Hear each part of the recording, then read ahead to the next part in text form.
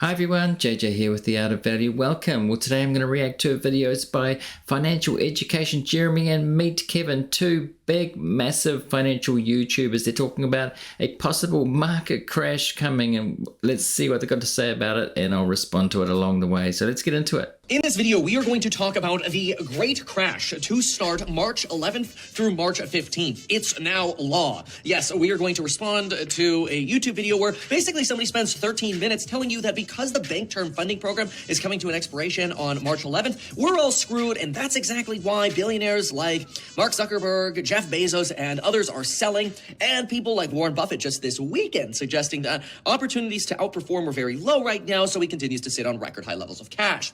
Is this possible? So a couple things there right off the bat, okay? So, you know, the people that are trying to point at Bezos selling or Zuckerberg selling, keep in mind those guys are pretty much consistently selling, especially Zuckerberg, like year in and year out.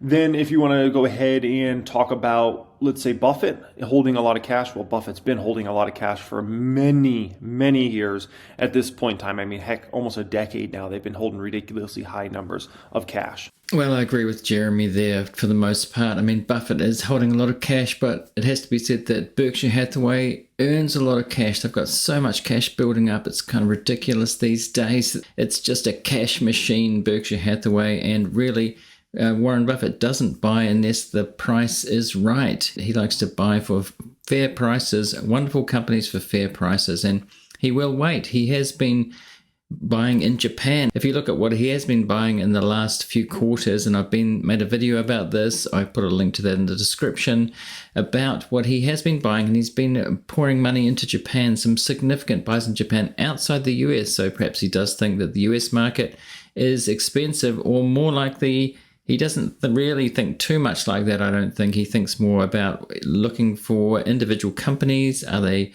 at good prices, and will I buy here? Probably have a list, which is a small list these days, because as I said in another video, it takes a huge number to move the needle for Berkshire Hathaway. So there is only a small pool of companies, and in his recent letter he talked about that there's just a small pool that they can buy from these days. I mean, Apple's one of them, and as for other billionaires selling their stock like Bezos or Mark Zuckerberg, I mean, people only buy for one reason, that they think the stock's going up, but there's many reasons to sell, and those guys are at a point where they're just so wealthy and they've got other things that they can spend money on, like Jeff Bezos has got a rocket company that he might want to put money into. They're doing philanthropic things. Zuckerberg's got this Hawaiian property that he is pouring money into. There are many different reasons that they might want to sell at different times, and they're not selling completely out. So, you know, in terms of people saying things like that, it's a bit overdone, really, a bit fear-mongering in a way. Because the billionaires know. Yes. Is it likely because of the Bank Term Funding Program? No. In this video, we're going to describe where the real bubble problems are, and I'm going to show you some examples, some of which you might actually even be able to make money on as the crash does occur, which eventually it will. Let's talk about it in this video. First, let's talk about the Bank Term Funding Program. Yes. The Bank Term Funding Program is a bank lending facility that comes to an end March 11th. Most people don't understand that when that program comes to an end, it does not mean all of the $164 billion that have been lent come due. That is not true. Only about a third come due within the first quarter after the Bank Term Funding Program ends. And it really takes an entire year for that Bank Term Funding Program money to come due for banks. One of the places that you can, in my opinion, really watch for that sort of regional stress of how much do we actually think the end of this program is going to affect banks is twofold. Number one, you should look at a bank like New York Community Bank, who took massive write-downs, allowance for credit losses of almost $500 million because of just two buildings in real estate, office, commercial related buildings. Just two properties wrote them down $500 million that destroyed their earnings and their potential for cash flow so heavily that the stock plummeted.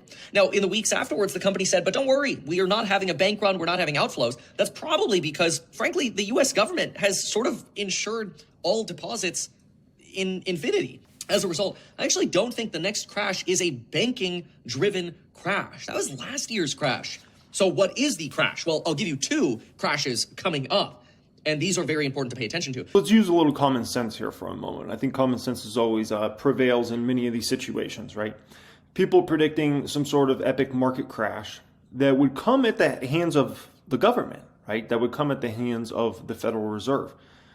Do you think they would let that happen? Do you think they would let themselves crash the market going into an election, right? Like, I mean, it's a potential, but is that a very high probability? You got to think about these things sometimes, right?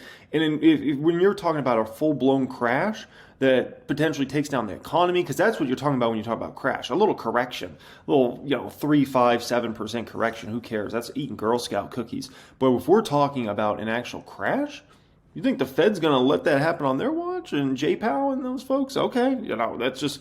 I think I'll take the other side of that bet. Okay, I'm going to have to disagree with Jeremy here. I mean, he's saying, will the Fed let the market crash? If you look back in history, the Fed has never been able to stop a market crash. It can do things after it's happened. You can see in 2008 during the global financial crisis, if we look back then, they said the subprime was contained, Ben Bernanke back then, and they didn't stop the crash. It went down over 50% in 1987 when it crashed 20% in a day. During the dot-com crash, were they able to stop it then? They can react to it. They can do things, drop interest rates quickly. As during the pandemic, they did that. The crash only lasted for a few weeks, but it did crash a long way over 30%. So for Jeremy to say here, do you think the Fed's going to let the market crash in an election year? They can't stop it. That's kind of, if you just need to look back in history to see that. So the fact that we're thinking like that the Fed can do that, is kind of a worrying sign. And we look at Kevin here, he doesn't think it's going to be banking related, a crash coming up, but he can see 2 crashes, and that's just predicting the market. Nobody can do that. I think it's foolish to kind of predict any kind of crash. We might, think that it's going to happen and it might not happen. People will talk about recessions that are going to happen and might not. And Kevin does talk a lot about macro stuff, and he has a lot to say on it, but that doesn't mean to say whether he's correct or not. Now, if you're getting value out of this episode so far and you think I'm earning it, please remember to hit that like button to help the algorithm, the almighty algorithm, to help spread it to more people, because that's what we want. Thanks. Next up here, let's address something, because some people are always thinking about, okay, this, potential crash or corrections coming here in March. I'm going to wait till then to buy. At the end of the day, guys, it might come, it might not come. You might be paying significantly higher prices for stocks 2-3 weeks from now than you're paying today. At the end of the day, you see great deals out there. You got to take advantage of those deals. Don't worry about trying to buy it at the perfect price. I'm buying this coming Friday. I'm buying the following Friday. I'm buying the following Friday. This whole it's gonna crash 2 weeks from now. That's when I'm going in. It's a silly game, guys. Okay, what Jeremy's talking about there is dollar cost averaging into the market. Of course, there are different strategies that people use, like a Warren Buffett and Charlie Munger.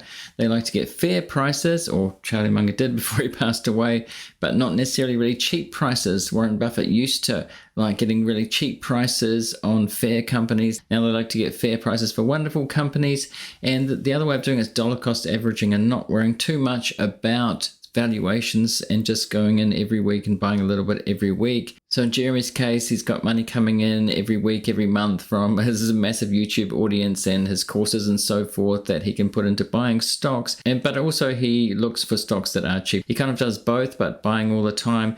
Whereas a Warren Buffett might wait and not buy anything for a very long time, build up that cash to a huge amount, and then go in and buy big when there's distress in the market, when there's a crash, willing to wait years for that. So it's just 2 ways of going about it. And people who buy the S&P 500 index, for instance, or the NASDAQ index might just do dollar cost averaging every month, say, as their income comes in. About the other 2 crashes, and they're 2 totally different markets. One has to do with stocks and AI, and the other has to do, quite frankly, with real estate. Let's talk about both of those. So where am I seeing bubbles right now? Well, one of the largest bubbles that I'm seeing right now is ARM. Look, I understand the company's got phenomenal margins selling their infrastructure code bases, and I know I'm going to get a bunch of tech comments on describing what ARM is. It doesn't really matter, their risk architecture. We don't have to get into that. What matters is that this is a company that is trading for over a 4 to 5 peg with one entity owning over 90% of the shares of this company, and the lockup for this company is set for March 12th, the lockup expiration. That means this is a company that IPO'd. And after you IPO, what you do is you have companies that say, hey, you know what? Investors, internal investors say, we will promise not to sell until 180 days after a certain date. Well, that date is right around IPO time, which was in September. So we're looking at March 12th. I believe it's highly likely that this stock we'll see a very rapid decline, possibly leading into the lockup. And you've got multiple catalysts here. I think you've got a negative catalyst going into the lockup, so leading up to March 12th. So I think you can see a decline before March 12th as traders start pricing it in. I think you could see a further decline during the period after the lockup if SoftBank actually starts selling, which I expect them to, especially if these valuations hold. Or you've got another... So is Kevin correct in regards to ARM potentially falling quite considerably? I'll say this. I'll say he's probably right. With that being said, it's not necessarily something I want to make a move on. I don't know the company in depth enough to really have the conviction to say, okay, I'm going to go ahead and buy put options on this one. And also, if I had to guess, I bet you the premiums you have to pay on those put options is going to be very high. Why? Well, do you think Kevin's the only one that realizes like, oh, this lockup's coming? No. Obviously, everybody in the market knows this. It's a huge market cap company, right? So I bet you the premiums you have to pay, a few weeks from now, if you want to buy put options, is going to be very high premiums, very high premiums. So then you need the stock to really have quite an epic crash for those premiums to go ahead and print money at that point in time, right? And so just a little food for thought in regards to that. Okay, I think we're getting to speculation and gambling territory here a bit. I think what Jeremy's saying there is kind of correct. If you take options out on something that's going to happen in the market, and Kevin seems pretty sure about what's going to happen to ARM stock. And I've done a video on that when earnings came out just recently. I did a video on the earnings, and this AI space there's a lot of exuberance in it for sure. If we look at Nvidia and ARM and some others, they've gone way up there. I certainly wouldn't be buying at this point. That's not investment advice, just something that I've been doing. I'd be looking off the beaten track. I am looking off the beaten track for things that nobody's looking at that are possibly undervalued rather than the hot stocks that have a lot of momentum. And in terms of options and shorting, which Kevin does start to talk about using options here, I think that's pretty much speculation and gambling territory. He might well be right, but it is definitely kind of gambling on what's going to happen. So you have to be very careful about that. Is that I'm not short on that I think are also stupidly valued right now. Look at Wingstop. Wingstop's been going straight up. This is trading for an over 4 peg price to earnings growth measure, which is an absolutely insane valuation metric. I'm 100% on Kevin's bandwagon here with the Wingstop. Yeah, valuation's out of control. There's another one that it will come crashing down, but once again, getting that timing right is difficult. So I agree with that. It's really difficult to time these things. If you're going to try and short them, you can be wrong. The market can be irrational for longer than you can stay solvent. To start shorting things, when they're elevated prices, and we'll have a look at the price of Wingstop because I think it is expensive. We'll have a look and see how that is at the moment. Here's Wingstop on GuruFocus here. I'll put a link in the description to GuruFocus. If you don't know what that is, you can check that out. So here, it's, it seems like a good company, a quality company, and they've got good metrics here. If we look at the ROCE, which is a metric that I like to look at, a lot of value investors like to look at, as well as growth investors. Terry Smith likes to look at it. I did a video about him and his latest filings. Warren Buffett, I know, likes to look at this measure. So 15's the average. This is well over double the average for the S&P 500, and these return on capital numbers here, return on invested capital 31. These are very good numbers. Gross margin 48, operating margin 24. To do your own work on it. It's not investment advice, but on the face of it, it kind of looks expensive here. We can see that the value rank here, the PE ratio is 144. Forward PE ratio 113. But having said that, you can't time when it's going to crash. Jeremy said that he thinks it's going to crash sometime, definitely going to come crashing down hard. I mean, it seems likely, seems probable that that's going to happen at some point, but you can't just time these things. I certainly wouldn't be buying this at this point. There's no way. It's not investment advice. As I said, I'm just, what I would or wouldn't be doing. But you just can't time these things, and I wouldn't try getting into gambling territory to kind of guess and, bet money on that is gambling. The same is true for Costco. The problem is the market can remain irrational longer than you can remain solvent. And just as much as I think ARM is going to collapse, I think Wingstop is going to collapse. And my real question is, what companies are going to go down with these companies when they actually start crashing? Costco is a tough one to bet against. And the reason being is Costco always trades rich. It always trades at a big premium versus Target, Walmart, any of those sorts of companies. Their peers, if you want to call them that. And so that's a tough one to bet against. And also they have huge international opportunity in front of themselves. Plus the United States market is just a beast for them. So Costco, very high valuation, but you really can't bet against it because it's flipping flapjack in Costco. I agree with Jeremy here. Definitely Costco is one that you wouldn't want to bet against. It does seem to be at a high valuation, and we'll have a look at that again. But this is one of Charlie Munger's. It was one of Charlie Munger's favorite stocks still in that portfolio after he's died. But as he mentioned the valuation, he's talking about it in the years before he died, and it often at a high valuation. He said, I wouldn't be buying here, but I certainly wouldn't be selling. So the thought is there that he would only sell something when it got very egregiously priced, incredibly egregious, and even then he probably wouldn't. So I agree here, not betting against Costco, and certainly not shorting it, expecting it to crash. It well could crash, but we wouldn't know when, and I certainly wouldn't bet against a compounder, a long-term compounder like Costco. Here we have Costco again, not investment advice at all. You've got to do your own work, but here on GuruFocus we can see, of course, it's rated very highly, high quality company, and it's a huge market cap now, $330 billion company at this point, 321 enterprise value. But if we have a look at these metrics down here, they're very good. ROCE is 25. Charlie Munger would have been well aware of the returns on capital that this has. The return on equity 27. All these are good numbers, and gross margins 12 and operating margins 3.4 there. As a retailer, he invested in Alibaba before he died, and he's talking about being a damn retailer, talking about his mistake. Remains to be seen whether it is a long-term mistake, because he didn't live to see whether it worked out or not, but in years to come it well could do. But if we go down here in Costco, we can see all these red numbers here. PE ratio 50, forward PE ratio 47. So again, it does look expensive on the face of it. But as Jeremy said, I wouldn't be betting against Costco in terms of shorting it or anything like that. Not investment advice. You can do what you want, obviously, and Kevin can do what he wants, but I certainly wouldn't be sort of gambling and speculating on the timing of these things. You can lose a lot of money doing that and timing it wrong. You spoke about rotation of money, right? Let's say money comes out of certain stocks, and he was talking about maybe it goes into Tesla or things like that. Where I could see a potential rotation, if you're going to see some rotation out of some of these other stocks, right, some selling activity, where I could see rotation happening is actually in some of the small caps, right? We know there's been a lot of people predicting small caps are going to go on this big run this year. You know Tom Lee's prediction of small caps running 50 to 60% this year he's talked about, right? And so, we're already about to go into March, and small caps haven't moved that much yet, to be quite honest, so far this year. And some smalls have actually gone down. So if we're going to get this big run, we got to get it going here pretty soon.